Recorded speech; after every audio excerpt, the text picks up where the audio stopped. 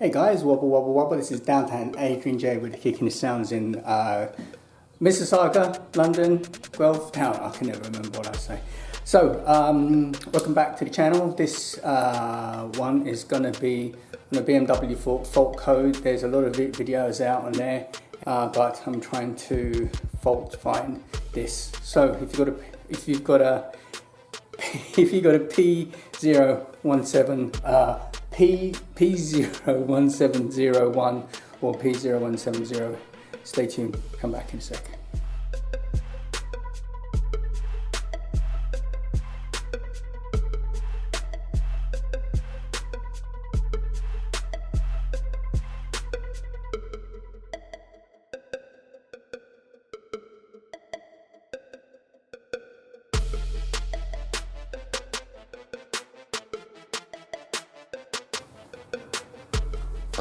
This is the code that we have, the P0170. I wiped the code, so I didn't make a note of it, but I kind of remember what it was.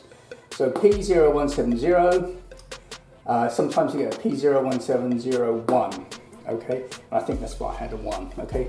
So this basically means, and now the OBD2 code, this isn't specific to BMW, so you can have this on any other type of cars, usual. But it's a P0170. It also said there was another code, a manufacturer code, which was in there as well. Now this code basically means a fuel trim system malfunction for bank 1. We have a fueling issue, okay? So that's not just a gas cap off, that's not something which is, it could be a weird and wonderful thing, but let's just explain it. So bank 1, okay? On your car, you may have a straight 4, as you have on the BMWs. You might have a V8 or a V6, right? You'll have, say, cylinder 1, 2, 3, and 4, okay? On the V8, you have 1, 2, 3, 4, 5, 6, 7, 8, okay? Now, bank 1 refers to this bank, okay? If you have a V8, you can have a bank 1 and a bank 2, okay? So this code, if you have a 4-cylinder car, will only say bank 1, okay? So the reason that is because you have components which are specific to bank 1 and separate components which are assigned to bank 2. So you need to know which side of the engine is faulty, whether it's bank 1 or bank 2, okay? So this means something is happening with the cylinder. Okay, so now let's go down a bit. So, so what is it saying? So this error code is basically saying that there is the ratio to fuel. So the ratio is wrong. Okay, it's something like 14 to 1. Okay. So when so what happens in the fueling system? The gas comes from the gas tank into all the various bits and pieces and hits the spark plug. The spark plug detonates a fuel-air mixture. You can't just have fuel. You can't obviously just have air. You have a mixture, and it's a very specific mixture. You have 14 parts air to 1 part fuel, because fuel is very powerful. The gasoline is very powerful. So you have more air to fuel. So this is saying that the ratio of air mixing with the fuel, instead of 14, maybe is 20 to 1. Okay? Now, there's another code where if there's not enough air, so this is referred to as running lean. Okay, so the fuel mixture is lean, right? So it's too much air to fuel, right? You can have it running the other way, so rich. So you can say have 14, say to, and I'm exaggerating, I'm just guessing, maybe 14 to 10.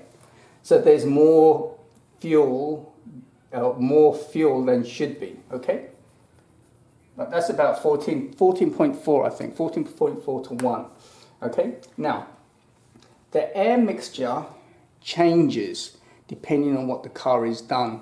The DME will alter that mixture depending on how fast the car is driving, how much air is getting into the engine, all kinds of things, right? Now, if the fuel mix needs to be changed properly or officially, then the DME will change it. It may say, you know something, we need a bit more air, we need 15:1, and it will increase the airflow, right?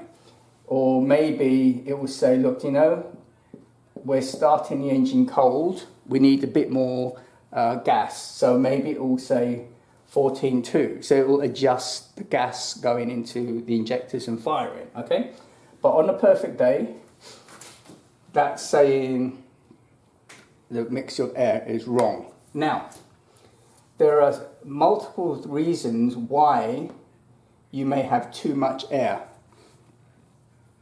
On a very basic common note, maybe you have an air leak, okay? So let's go a little bit in.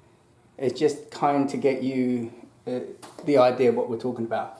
So here we have, this block represents a cylinder. You have the engine block, okay? So that's this engine block. In here you have a cylinder, which is one of these, 1, 2, 3 or 4. Inside the cylinder, you know, you have a piston which goes up and down, and it compresses the fuel air mixture. Okay? So here you have an injector. So you actually have a spark plug. Oh, this is my little spark plug. So the air comes from the inlet manifold. You've got the side of the engine block. You've usually got, this is the side, this is the top. You've got like a set of, like that, something like that. And it's a cast iron thing, and it's pushing air into these holes, which is the side of the cylinder block, and this is air coming into it, okay? So another weak point that could be also is you have an air leak here, okay? Right, now let's go back to a little demonstration. Okay, so that's what this is. Now, you have your air inlet. So there's usually a pipe of some description which forces air into your, there's an air box. Okay, so actually from here, it's all sealed, everything should be sealed, right? Because you want a constant flow of air. So when air is coming in here, it's been measured, controlled, so you want it, it all has pipes and everything, right? So you have an air filter. So the air filter's aim is to stop particles of crap getting into the engine, and also some people use different types of air filters to get better airflow. You don't need that, but just for purpose at the moment, you have an air filter. The output of the air filter, or actually in the air filter itself, in the box, so let's say this is the box, about here, okay, you have what's called a MAF. And what that does is it detects how much air is going in. This is how the DME knows how to change the ratio of air, because it knows that how much air is in here, so it knows how much air is coming in, through the air filter and out, and it's done by this MAF. It's a bad diagram, but say maybe if we do this here, maybe this is better. This is the air box. About here, you have the MAF.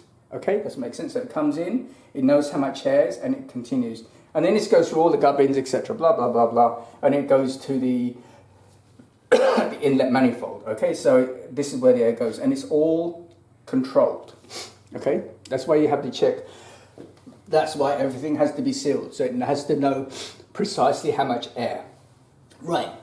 From the other side, so for example, if you have an, let me just put it up here again. So if we, if I do a different diagram now, so this is the engine, okay? This is looking down top. These are cylinders 3 and 4. Okay, so this is the going onto the side. This is your inlet, right? And then usually you have an outlet. Another term for outlet is exhaust. So you have your inlet, which is all your air coming in, which goes into one side of the cylinder block, where the valves are and the injectors and everything. And then coming out of there is all the exhaust gas, right? And the exhaust gas goes out. Now, if you know for a little while, a lot of cars have got what's known as a catalytic converter. They use very rare materials to clean the exhaust going out. Okay, so if you have, say for example, here, you usually have, boop, you have a cat. Meow. You have a cat. So the exhaust goes into the cat, out of the cat, and boom. Now, if we go back to our other diagram here, so this is the cat. The DME needs to know that coming into the cat and what comes into the cat and what goes out, right? So you have two O2 sensors or oxygen sensors, right? So you have an oxygen sensor before the cat and you have an oxygen sensor after the cat. Now these are called, funnily enough, an upstream cat and a downstream cat. They're both the same. I'll try and insert a picture. It's just like a little tube which goes in and it measures the gas and it says how much oxygen, how much various bits and pieces is in there. Why is this important? Because for the engine to run efficiently and economically and for various other reasons, the DME needs to know coming out the exhaust when it's being burnt, right? As a check, it knows how much air is coming in, so it knows the fuel ratio, right? But it also needs to know what's coming out, right? So it needs to know, first of all, is the air oxygen content coming out good, bad, or indifferent? If so, then it needs to make a change. It changes, say, for example, the MAF, or it changes, there's a whole number of sensors it changes to change this ratio. So if it's running too rich or too lean, maybe there's the wrong thing is coming out. So it needs to modify that, okay? So it knows what the inlet is. So what it also needs to know is the difference. So O2 minus O2, 1, 2. So you have an O2 sensor. If it knows what's coming out, it knows what's coming in. It can make it knows the answer. And then the DME goes, right, there's too much of this or not enough. So you've got two sensors here, O2 sensors. So now you've kind of got I hope you've got an idea on what's actually happening and going on. Now the reason I've spoken about this is so you can understand how we're going to try and diagnose this. Now in ISTA, when I pull out ISTA, I can do all manner of tests. Okay, so what I'm hoping is it will tell me to do this, this, this, and this, and check this, and boom, bada bing, bada boom, right? But what I'm going to show you is, in the video coming up in a little bit, I've screen grabbed the running of the engine. So you can tell what the O2 sensors are doing, what the MAF is doing, and you can tell where there's wrong. And I think I've spotted some issues. But still, we really need to try and do this logically, okay? So, if we go down here. So, the way you know you have a fuel mixture issue, for this one, the P0170, is you'll have rough idle on startup. So, because there's too much air going in, it actually needs less air and more fuel on cold startup. So what can happen is you can feel it a bit rough, and I find that in the morning. Not horrendously, but a little bit. You'll also have poor performance. So what happens is when you're driving along, put your foot down, instead of it giving you a nice kick, which my BMW does, it doesn't always. And maybe if you're going uphill, it hasn't got the oomph. So we know we have an issue. We know that, so with any codes you get, right, what you need to do is make sure right, the system says you have a code. then you look at the performance. Are you having any issues? Are you having this, having that? If you are, then you have an issue. So clearing the codes isn't going to make a difference. I've cleared the code. We'll see if it will come back in. Now, to test, so the tests for this, first one is the CEL, or check engine light. Does it come on? Does it go off? Now, if you don't have a code reader and you fix what you think is the issue, you run it for a few days and you clear, the code will automatically clear after it's tested. Okay, so you don't need a thing. So let's say, for example, you see a check engine light, check the gas cap. Oh, the gas cap was off. Put the gas cap back on. After a few hours, that will go. Okay. The other thing is, if you have something more of an issue like we have here, you can do an OBD2 tester. So it's like a little device. I've got one on my phone, and it's connected into the OBD2 by Bluetooth. Help you test and prove various bits and pieces. So this one I'm hoping I understand what the issue is. Right. So what have I done? What are we going to do? So these are the steps here that after doing an OBD2 test I want to try. Okay. So first the most common thing is fuel. Okay. So because it's to do with fuel, am I using the right fuel? It's possible sometimes you go to a place and you're using the wrong fuel, or someone's filled up with the wrong fuel. Okay. So the first thing that I did after clearing the code, now the code hasn't come back up because it's probably doing its own testing. I only do like 6 kilometers each way, so it's probably not done it. Now what I've done is today I went to Canadian Tire and I got some octane boost. Okay, so I put some octane boost into it, filled the car up and ran it. So the code didn't come up, but I'm not expecting it to come up this early. And what I'll probably do is tomorrow I'll put the tester on and see if the code's gone. Now it's highly likely if I've been using the wrong fuel, or I've had couple of fuel changes which aren't good. Maybe the fuel needs a bit of a boost, hence use octane boost. Every service I tend to put injector cleaner. That could be it. So that's the first thing. Do basics first. Okay, it's very easy to go, oh, it's this, let's change the oxygen sensor, right? Just do things step by step, because maybe you don't need to. Okay, so that's the first thing. The second thing I want to do and make sure is, if you see here, this is where where our story starts. So what can happen is, if the air mixture, if the air filter is blocked, so there's air coming in and it can only go through the filter before it goes out. It's a sealed system.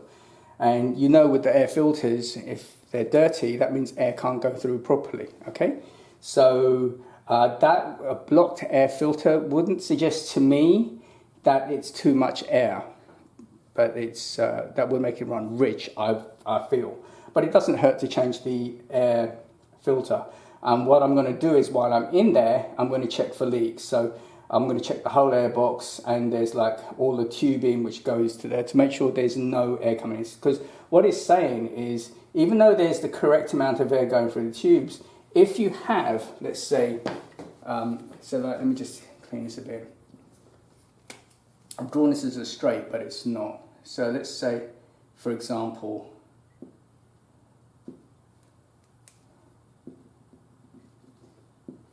if there's a leak, the air's coming out this way, right? It can only go out through here, right? I mean, the math is actually in between there, but just ignore that for the moment. Air is coming out through there. Now, for example, if there's a little break, right, in this tube, right, then you're going to get air coming in. And actually, if you have a break anywhere here, right, you're going to have more air than the system knows. The system only knows how much air is coming in by the math. The math is like kind of upstream. So if anything happens downstream of the math, or downstream of this, then the system doesn't know about it. So it thinks it's getting too much air, and it doesn't know why and where and how. It just knows it is. And then what it does bits and pieces to try and correct it. So the air coming through here. Another thing is, if the other places where you could have a leak is the injector. right? So the injector goes into the cylinder and there's like a little gasket, so it could be a leak there. Also, remember I told you the inlet manifold? So the inlet manifold, there's a gasket here. If there's a little bit of leak here, then maybe air's getting through here. Right? Now, why I don't think certain things are happening is because my car is new. Basically, it's only 22k, so there shouldn't be anything which is broken, to be honest. Right? As I said, I do a lot of low mileage, and so that also has a bearing on it. So in theory, some of the things shouldn't happen. So going back to here, so next thing I'm going to do is remove the air filter, put a new air filter in, check if it's clogged, and also check that the air filter box is fine. Okay, and we can do that. The third thing, now, this is where your OBD2 tester comes in. Okay, so I'm going to skip over the math, okay, but just keep that in the back of your mind, all right? So air filter, MAF is the next logical thing to check, and I'll tell you why and how. Then the O2 sensor. Now, when I ran a test, you've got two O2 sensors here. I don't know if I can just go forward a bit. You've got two O2 sensors here. Your OBD2 tester will tell you, right, the voltage on the O2 sensor, right? On the upstream, right, it shows 0 volts. On the downstream, I can't remember what it is, but it's 1.5 or something. It's some kind of voltage on there, right? Now, when you start up, run the engine on idle and rev the engine, this voltage should change, right? But it isn't. It's stuck on 0 volts, right? This one changes. It goes up and down. So we know that this O2 sensor is good and working. So you would automatically think, we have a faulty O2 sensor. Now it could be, but people said, and I was doing a lot of research on this, it's not necessarily that. There could be a reason why it's seeing 0 volts, okay? Because what it's saying is upstream, there's an issue. Right, now, let's go back to the math. If we go up to here, math. Now, when I ran the test on the math, okay, you will see, so what should happen, and I didn't do this one, but I'll probably do it again.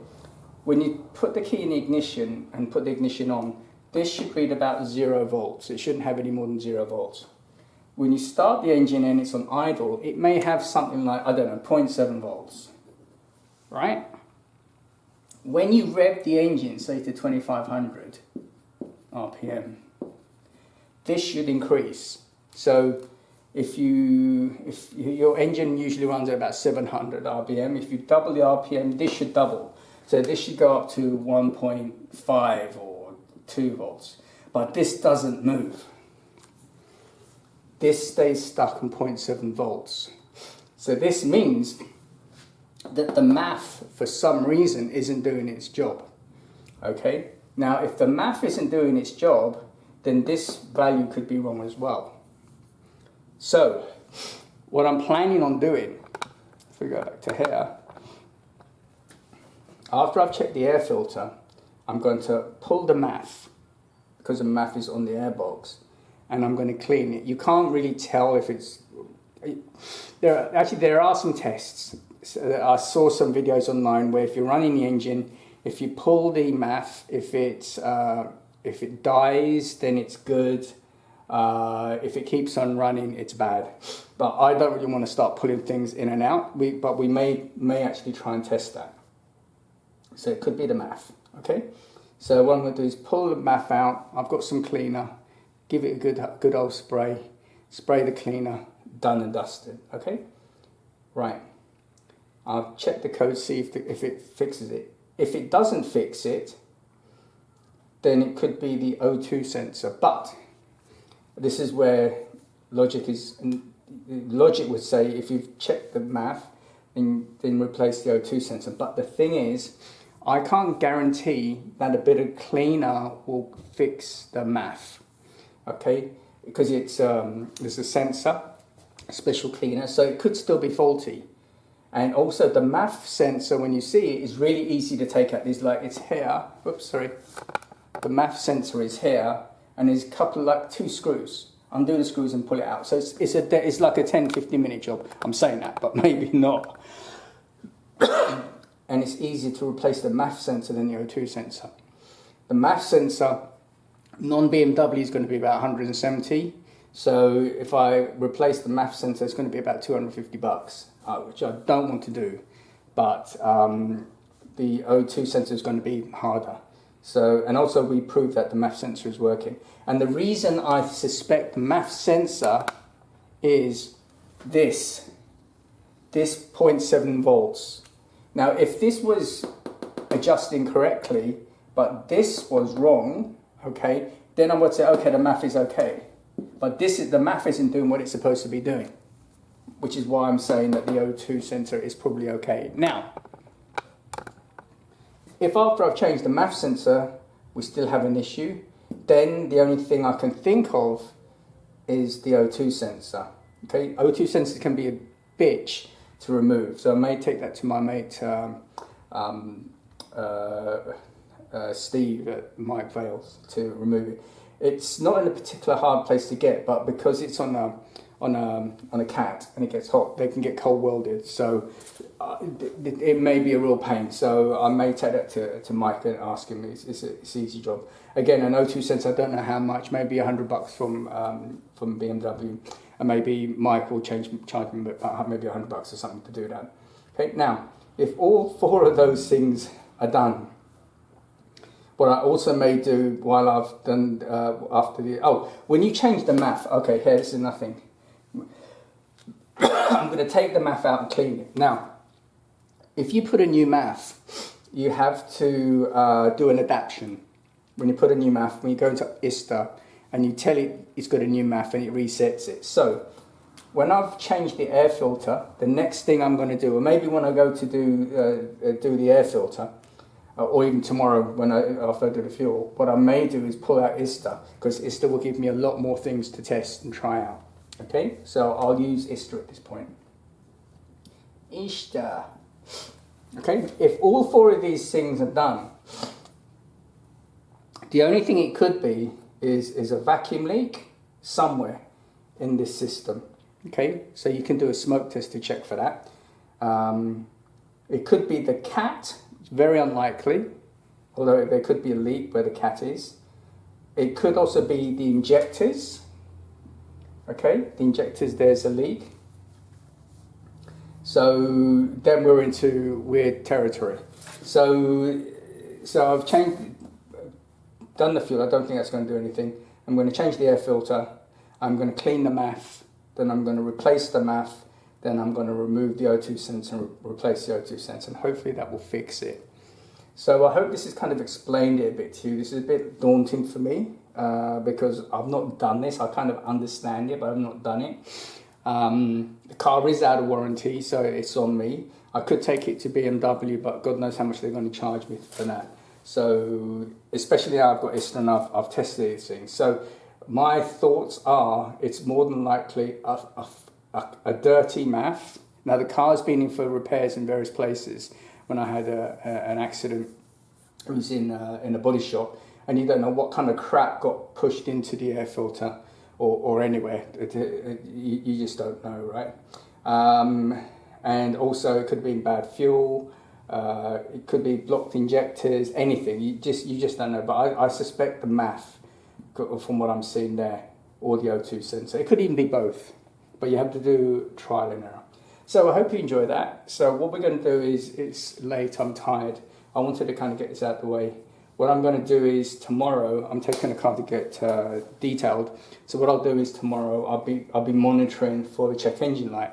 Then when I get home, I'll break out my